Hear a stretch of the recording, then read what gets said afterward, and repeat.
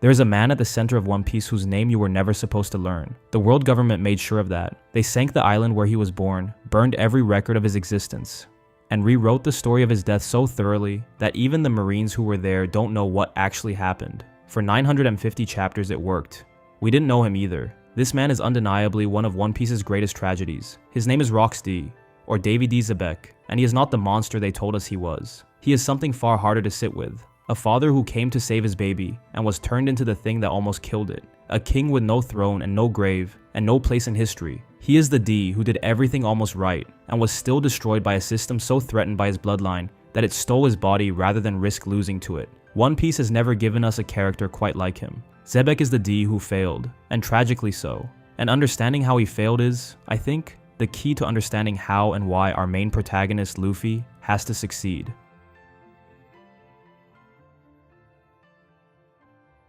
Consider how Oda introduces his legendary figures. Goldie Roger appears in Chapter 1. His execution opens the entire story. Joy Boy is name-dropped by Robin in Fishman Island and gradually woven into the mythology across hundreds of chapters. Imu is glimpsed briefly in the Reverie, a shadow on a throne, then vanishes for years. Rox does not appear, is not named, and is not alluded to until Chapter 957, when Sengoku delivers a briefing to the Marines about the God Valley incident. That briefing is the entirety of what me and you know about Zebek for another 188 chapters. Everything else is secondhand. Whitebeard's offhand remarks, Kaido listing the few people worthy of fighting him, Blackbeard naming his ship the Saber of Zebek. Oda's method of introduction is the characterization. The world government erased Zebek so thoroughly that even veteran Marines like Sengoku only have an incomplete understanding of the God Valley incident. 25 of his crimes were entirely shrouded from public knowledge. The island where he was born and where he died was sunk beneath the ocean and removed from all maps. His name was scrubbed from the historical record. To the world of One Piece, Rox D. Zebek does not exist. This pattern, erasure as a method of control, is One Piece's deepest recurring theme. Ohara was burned because scholars read forbidden history. The Void Century is a blank in the record. Joy Boy's name was forgotten for 800 years, and Zebek joins this lineage of the erased. By hiding Zebek for over 950 chapters, Oda achieved something remarkable. He made us experience the erasure too. We didn't know this man existed. His absence was the world government's greatest success. And then the Elbaf flashback arrives, and we realize the silence was the story all along. Chapter 1159 delivers the most consequential name reveal in One Piece since Nika.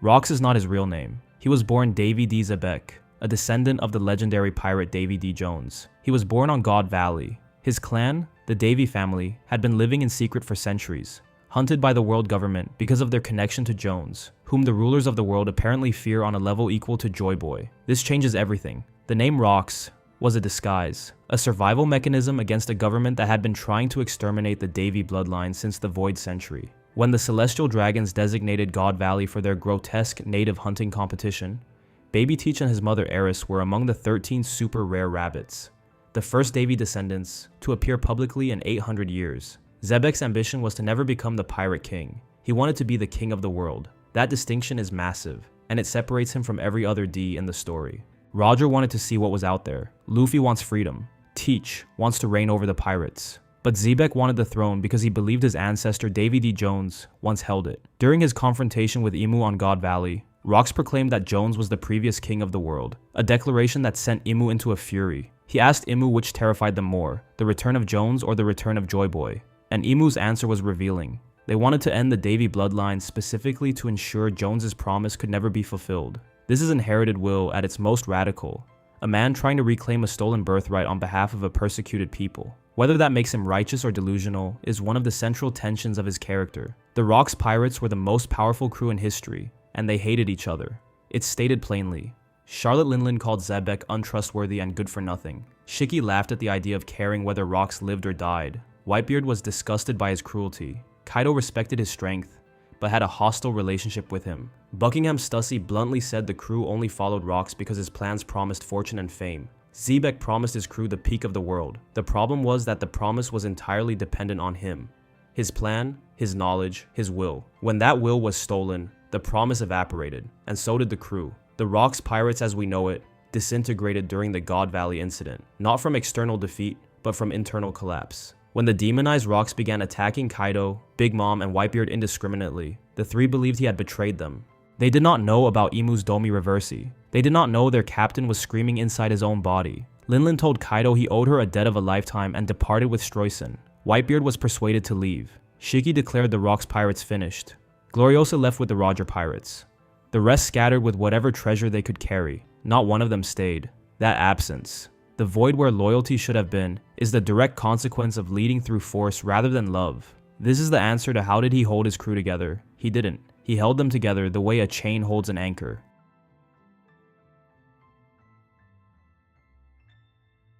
For decades, the God Valley incident was simple. Garp and Roger teamed up to defeat Rox D. Zebek, the most dangerous pirate alive. This was the story that earned Garp his title Hero of the Marines.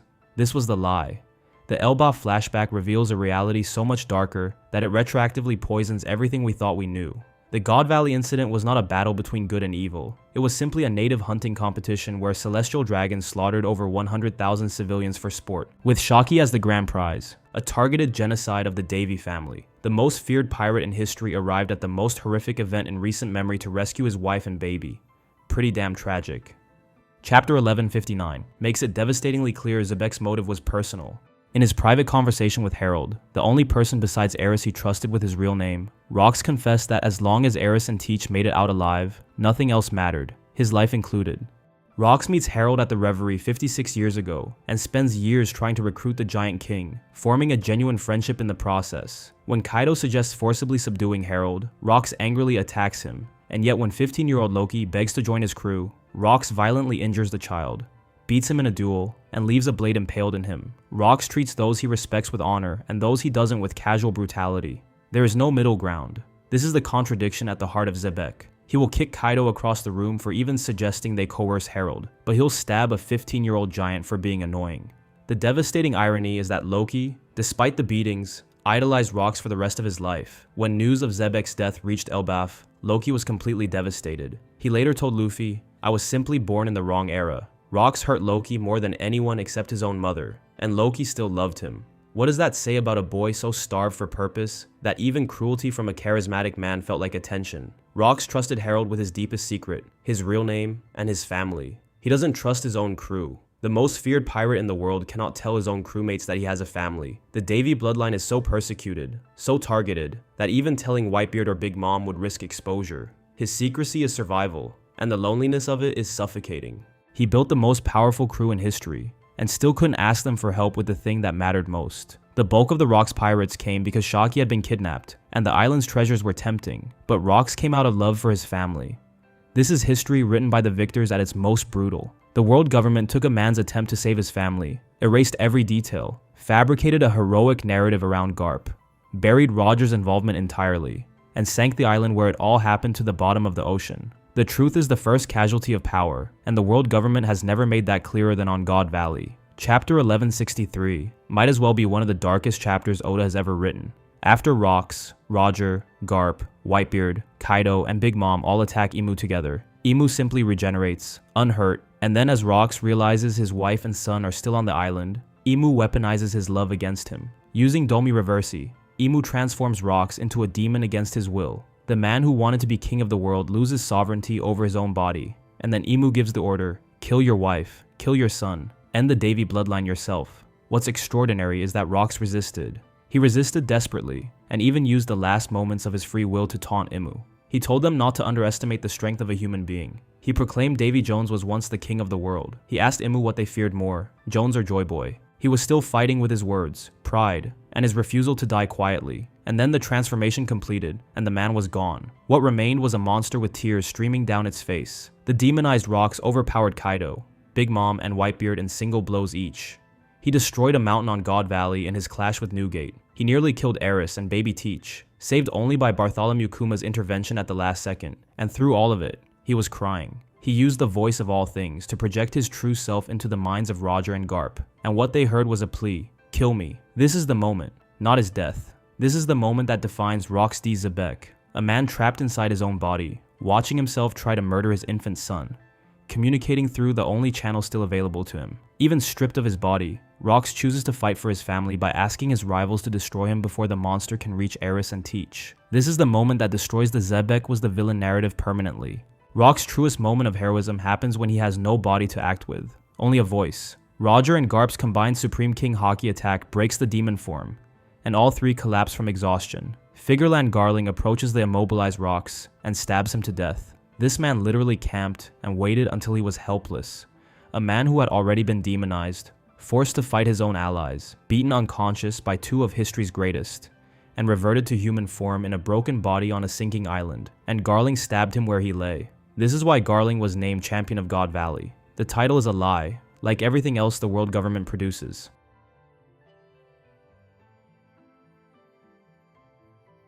Marshall D. Teach, born Davy D. Teach, is Rock's literal son. He was a baby on God Valley. He names his ship the Saber of Zebek.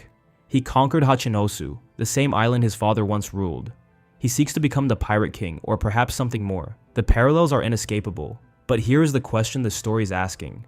Does Teach carry his father's will, or only his ambition? Rox was described as utterly fearless, and far more honorable than Teach. Rox refused to coerce Harold out of genuine friendship. Rox loved his wife. Rox begged for death rather than harm his own child. Teach murdered Thatch for a devil fruit, betrayed Whitebeard's trust, sold Ace to the Marines, and orchestrated chaos at every turn. Teach likely does not know the full truth of his father's story. His ambition may be an unconscious inheritance, distorted by growing up without context. Luffy and Zebek share the D initial. They both oppose the world government, but their methods are diametrically opposed. Zebek said he wanted to rule the world. Luffy wants to be the freest person in it. Zebek built through coercion. Luffy builds through love. Zebek's crew abandoned him. Luffy's crew would die for him. The question One Piece may be answering through this parallel is whether the world can be changed through force alone, and Zebek's failure suggests the answer is no. If Zebek is the D who tried to storm the gates and was broken for it, Luffy is the D who makes the gates irrelevant by building a world that doesn't need them. The tragedy of Zebek may be that his approach, understandable, even justified given his persecution, was ultimately the wrong tool for the right cause. Loki's attachment to Zebek is one of the most emotionally complex relationships in Elbaf. A boy rejected by his mother, cursed from birth, starved for belonging, and the one person who gave him a sense of purpose was a pirate who bruised him and refused to take him aboard. When Rox told Loki that he wasn't Nika, that he didn't want to destroy the world but rule it, and that Harold was the key to everything, Loki internalized all of it. He idolized Rox the way Luffy idolized Shanks, but Shanks passed on his straw hat, and Rox gave Loki a blade scar, and Loki still wept when he died. So what does this reveal about Zebek? That his charisma was real, even when his kindness was not. That outcasts don't need you to be gentle. They need you to be certain. Rox was certain about everything, and for a boy with nothing, certainty is oxygen. Monkey D. Dragon was present at God Valley as a young Marine cadet. He witnessed the native hunting competition. He saw celestial dragons murder civilians for sport.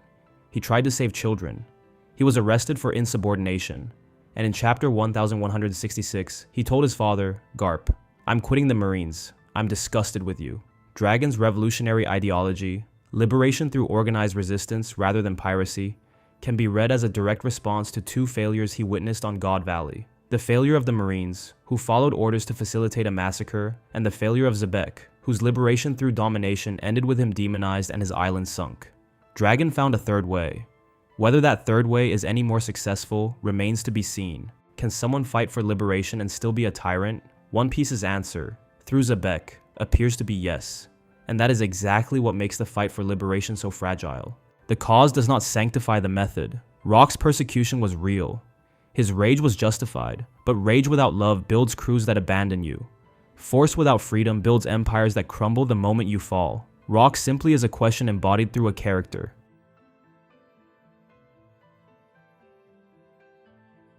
Let me make an argument that will annoy some people. Rox D. Zebek was the real king of the pirates, not Roger. Hear me out. We throw that title around like it belongs to whoever reaches Laugh-Tale. Like it's a trophy you collect at the end of a treasure hunt. And sure, Roger earned it. He sailed to the final island, learned the truth of the world, and laughed. Beautiful and iconic. But king? A king rules. A king commands. A king reshapes the world by the fact of his existence. Roger himself rejected the title. He said the press gave it to him, and he thought it was funny. He didn't want to be king of anything. He wanted to be free. There's a massive difference. Zebek wanted to rule. And before God Valley, he functionally did. Think about what this man actually accomplished. He took Hachinosu, a lawless anarchic pit where the strongest pirates in the world went to kill each other, and turned it into his capital. He assembled a crew, literally containing 3 future emperors of the sea: Whitebeard, Big Mom, and Kaido, not to mention the rest of the monsters. These were apex predators who obeyed him. the woman who would one day rule Totaland, the man who would one day call himself the world's strongest creature, bent the knee to rocks because they understood at a primal level that he was above them. No one has ever done that since. Not Roger, whose crew was loyal, but never had that concentration of raw monster power. Not Whitebeard, who built a family, but never had 4 Emperor-level fighters answering to him simultaneously. Xebec gathered the most dangerous generation of pirates in history under one flag, and kept them there, through the sheer gravitational pull of a man who looked at the empty throne and said, "That's mine." And it wasn't just pirates who feared him. He walked into the holy land of the celestial dragons, the place that no one touches, that no one even approaches, and took 5 kings hostage. He killed an admiral. He fought his way into the room of flowers and confronted Imu face to face. 56 years before the current story. This man did what Luffy hasn't done yet, what Roger never attempted, what no one in the known history of One Piece has ever replicated. He literally looked the secret ruler of the world in the eye and told them their time was up. Roger found the truth. Rocks attacked it. And here's what makes the King of the Pirates thing so loaded. Roger got the title by completing a journey. Xebec didn't care about the journey. He cared about the destination. Roger wanted to see what was out there. Xebec already knew. He knew about Davy Jones. He knew about Joy Boy. He knew what the empty throne really meant and who was sitting on it. He had the forbidden knowledge that Roger had to sail to Laugh-Tale to learn, and he had it before he ever left port. The man wasn't searching for the answer. He was the answer's descendant trying to finish what his ancestors started. You want to know why the world government erased him more thoroughly than they erased Roger? Roger was dangerous because he inspired people. Xebec was dangerous because he almost succeeded. Roger lit a spark. Xebec nearly burned the house down. They were both kings in their own respects. The king of the pirates and the king of piracy. The government can survive inspiration. They've been surviving the great pirate era for 25 years. What they cannot survive is a man who knows exactly where the throne room is, has the strength to reach it, and has 3 future emperors walking behind him when he kicks the door in. Roger was crowned king of the pirates by the world. Xebec was the king the world refused to crown, because crowning him would mean admitting the throne was never empty. And maybe that's the real distinction. The Pirate King title as Roger held it is romantic. It's aspirational. It's the dream at the end of the Grand Line. But what Xebec represented was something far less comfortable. The idea that piracy isn't about adventure at all. It's about power, about who has it, who stole it, and who's coming to take it back. Roger made piracy a dream. Xebec made it a war, and the world had to choose which version of the king of the pirates it was willing to remember.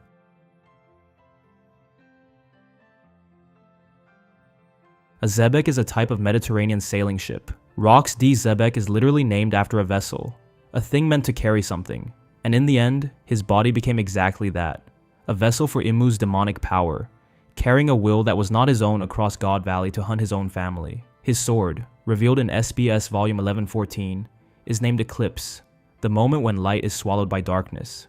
If the will of D is a spectrum, Xebec occupies a position no other D does. Roger is the D of adventure.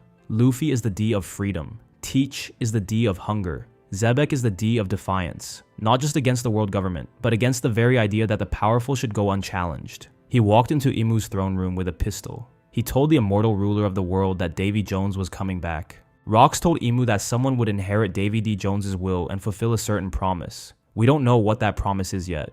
We don't know if Teach is the one to fulfill it or if the promise has passed to someone else entirely. But the promise exists, and the world government fears it enough to commit genocide to prevent it. Rox is One Piece's argument that the world cannot be changed by force alone, but also its acknowledgement that the people who try deserve more than erasure. He is something One Piece has never shown us before, a D who did everything almost right, fought the right enemy, loved the right people, understood the real stakes, and was still destroyed by a system so monstrous that it can turn your own body against your own child, and then erase the evidence. His existence says that freedom requires more than strength, that liberation through domination is still domination, that a crew built on fear will abandon you when you need them most, that history is only as honest as the people who write it, and that the will of D is not a guarantee of victory. It is a guarantee of trying, even when trying gets you demonized, betrayed, stabbed in the dirt on a sinking island, and erased from the memory of the world. Is he tragic? Devastatingly. Is he good? That's not the question One Piece is asking. The question is, what does the world do to people like him? And the answer, on God Valley, was everything. Every possible cruelty, every possible erasure, and like every D before and after, he died with a smile. Even though they erased the smile, it didn't matter because that's what the D means. You can sink the island, you can steal the body, you can rewrite the history, but you cannot kill the will.